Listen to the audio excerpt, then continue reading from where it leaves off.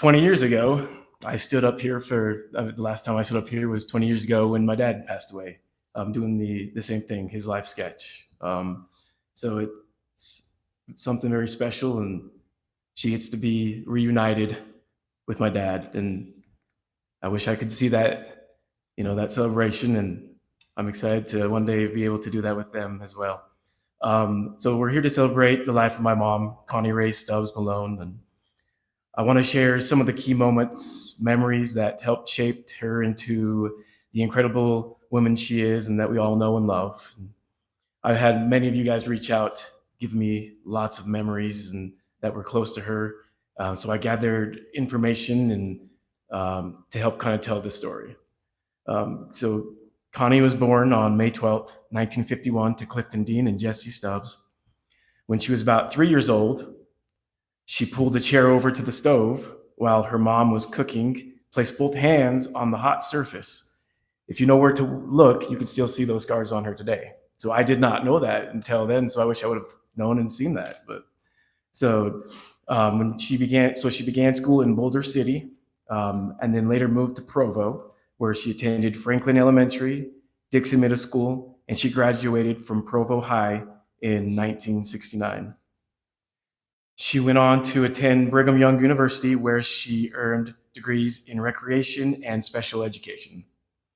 One day while she was attending BYU, so this is my favorite story, she told this all the time, a skunk had sprayed the car during the night, and she needed to get into her class, and she was in a hurry because she was late, so she drove with the windows down, trying to go fast. And as she got there, she, I guess, got used to the smell and didn't realize she really smelled like it. And as she sat down, the people around her started asking, "Do you guys smell skunk?"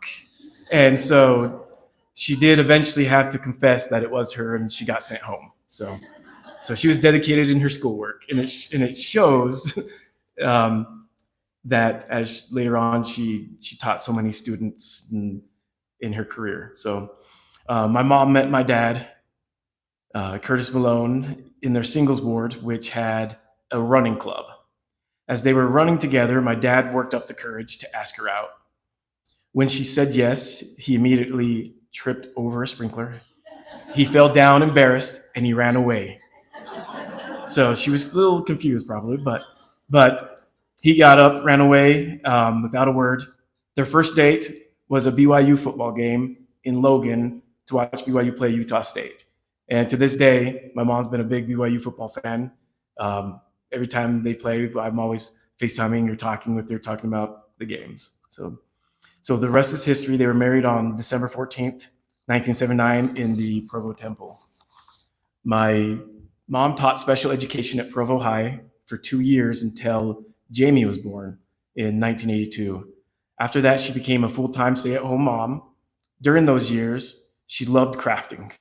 She made wooden crafts, all types of crafts, and she would sell them at different fairs, do it with her friends, and it did help provide extra income for our family as she did that.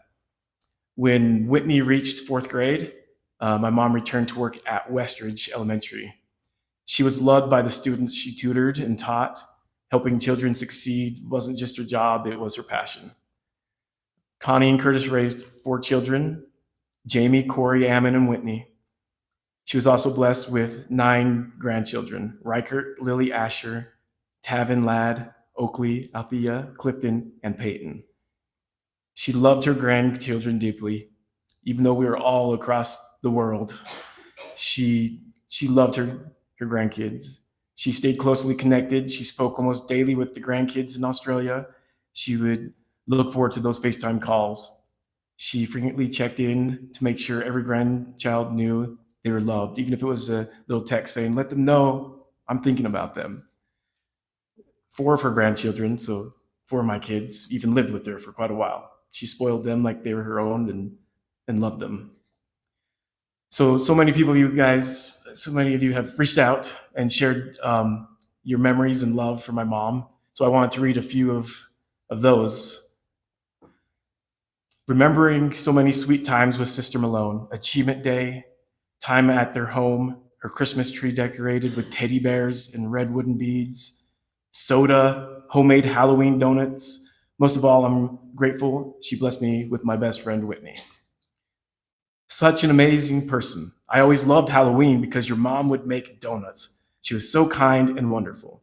So that's a theme. Every Halloween, she would make sugar donuts, and she would make us kids go to the neighbors and deliver it. And everyone looked forward every Halloween to that. Another one said, "Your mom was an angel on earth. She set a quiet example of love, service, and faith everywhere she went." I loved working with your mom in primary and the friendship we shared. My mom had many church callings, from primary presidency, young women's camp counselor, Relief Society president a few times. Um, she loved serving, and she did it with full heart and a desire to help everyone. She was the best of the best, so kind and friendly. When we moved into the ward, she and your dad became our first true friends. We loved them so much, we moved into the duplex right next to them. As you can see, my mom welcomed everyone. Even if she wasn't sure about someone that we were spending time with as kids, she still opened the door and had them come in for dinner and treated them with kindness. Others shared, "She was one in a million, a bright spot in my day. She worked tirelessly to help children learn. She truly loved her work and the difference she could make in a child's life." So the year before my mission, I got to work with my mom at Westridge, tutoring kids, teaching them how to read. And I had a student that refused to do his work. He struggled, and I was having a hard time. And she pulled me aside. She said two things: think outside the box and actually get to know the child. So she knew I loved sports and running, and she suggested that I make a bet with him that if he beats me in a race, he has to do his work. If I won, he did his work, but if he lost, he could just hang out for the day. She had, I guess, enough faith in me that I could beat a third grader. So, um, but it worked, and he loved it, and he came every day excited to read. I mean, probably he wanted to beat me, but he came excited and he did his work, and it was amazing. I asked my sisters if they would share memories of my mom from growing up through their years, and kind of what they wanted me to say on their behalf. I think I volunteered because my mom said two things. One, I'm hard of hearing, so I talk loud, and two, I talk too much, so they've picked me to come up here and talk on their behalf. So Corey's memories: in her 20s, she and mom would walk every day around the park, up and down the diagonal, and just talking about life. So that was the time when their relationship grew really close. When she thinks about mom, she just thinks calm, sweet, caring, and loving mother who had an unwavering love for her children. She would never give up on us no matter what we did, even when it was tough love. She lived for her kids. Jamie, as a child, she said, "I got my love of reading from my mom. I grew up with her reading to me. And when I became old enough to read on my own, she challenged and encouraged me to keep reading. I don't think she had any idea of the kind of reading monster she created." So if you guys know Jamie, she's what, 9 books into already this year, and it's only March, and she's already read. Yeah, so even more. So, so Whitney said, "My mom loved crafting. I loved everything she made, and she inspired me to be as creative and crafty as she was. You could talk to her about anything, and she would give advice about, but never force you to do it or what she wanted you to do. So she was always had unconditional love." Some of the memories that I have of my mom: how she raised me to be respectful. I also got the love of spicy food from her. She didn't like spicy food, but I learned the lesson of respecting spicy food at once. So as a kid, I would act out, talk back, not listen, and she would get Tabasco sauce and put it on my tongue. She'd put me in the corner in a timeout with Tabasco sauce. So I actually started liking the Tabasco sauce, right? And so after a while, she realized it, and so, but I learned a lot of respect from her and how to respect people, and so I love that about her. She loved us kids. She did everything, or she came to every event that we did, whether it was choir, soccer, my wrestling matches. She would be there cheering me on, cheering my sisters on, and she cheered me on as a Cub Scout. She was a Cub Scout leader for years. She helped me. If it wasn't for her, I wouldn't have gotten my Eagle Scout. She encouraged me, and she probably would have gotten her Eagle Scout a couple times if she could have, because she did it there with me. So, um, the greatest thing that we all remember is her unconditional love. Sometimes it was tough love, but she never said, "I told you so," when we learned that lesson. We learned it the hard way, but she always had us come back home, gave us a hug, and told us that she loved us. And many times in my life, I did end up back home and living with her, and she always accepted me no matter what. The defining trait of my mom's life was her unconditional love. She accepted people exactly as they were. She didn't judge.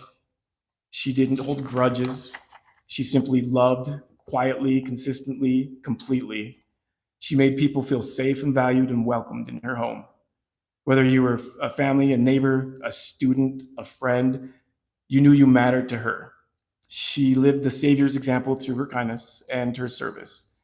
Her compassion, and her life was a reflection of Christ-like love and lifting others. She served without recognition and loving without limits. That love is her legacy, and something that we will continue, as the Malones, to carry on, and all of us are blessed to know her. When she came home from and was put on hospice, the one thing she kept saying to all of us kids is, "I just want to go home." And we're like, "You're home, Mom. You're home." But now I think we all know what she was meaning. She wanted to go home and be with my dad. And so we love you, Mom, and you're home.